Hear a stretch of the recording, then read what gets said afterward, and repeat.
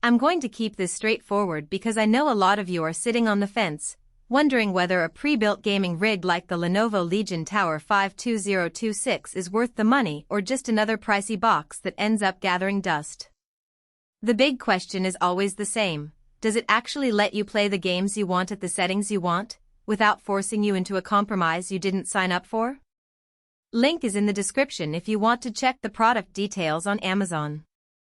I've spent the past couple of weeks setting this thing up, swapping a few cables, and running it through a realistic mix of modern titles and older favorites. So let's break down what that experience felt like and who should really consider hitting add to cart.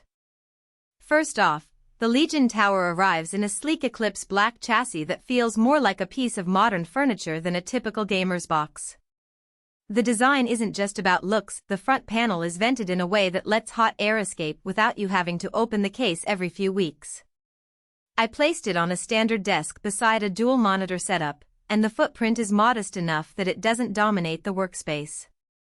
That matters if you're sharing a room or have limited desk real estate, which is a scenario many of us deal with. The heart of this machine is the AMD Ryzen 7 9800X3D paired with an Radeon RX 9070 XT. On paper that sounds like a solid mid-high tier combo, but what really matters is how those chips translate into everyday gaming. I ran Cyberpunk 2077 on ultra settings at 1440p, and the frame rates hovered around 6070 frames per second with occasional dips during dense traffic scenes. That's respectable, especially if you're not planning on maxing out ray tracing. In contrast, a more CPU-heavy title like Civilization VI stayed comfortably above 100 frames per second, which tells you the 3D V-cache architecture in the 9800X3D is delivering the extra headroom you'd expect for strategy and simulation games. Memory-wise, 32GB of DDR5 is more than enough for current titles and leaves room for future-proofing.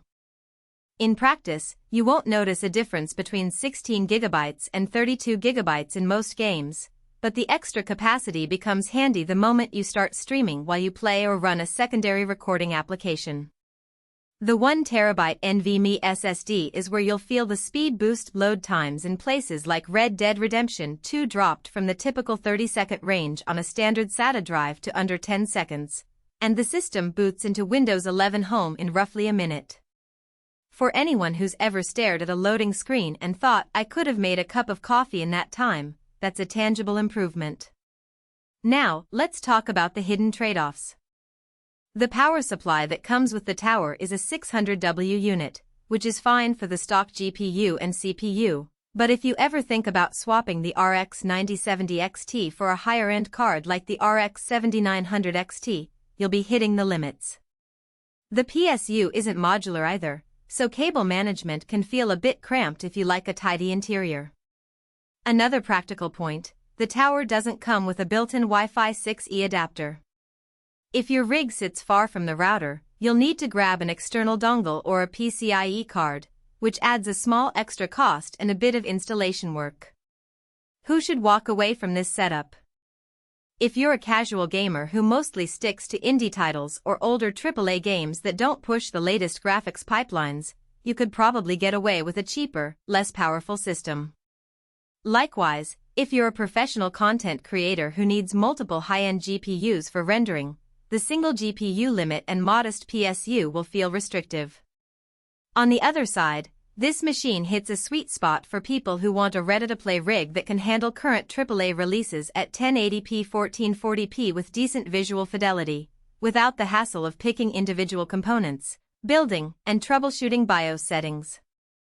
It also makes sense for families where the computer will serve double duty as a media hub. The 1TB SSD leaves plenty of room for movies, music, and a modest game library, while the Windows 11 home environment is already set up for easy streaming.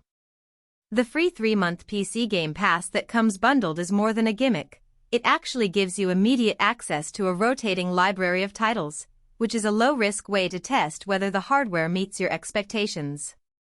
I tried a few of the Game Pass exclusives, like Forza Horizon 5, and the experience was smooth enough that I didn't feel forced to upgrade my graphics settings just to keep the frame rate stable. That trial period can be a useful buffer if you're not certain about committing to a full-price purchase. Let's address value beyond the headline specs.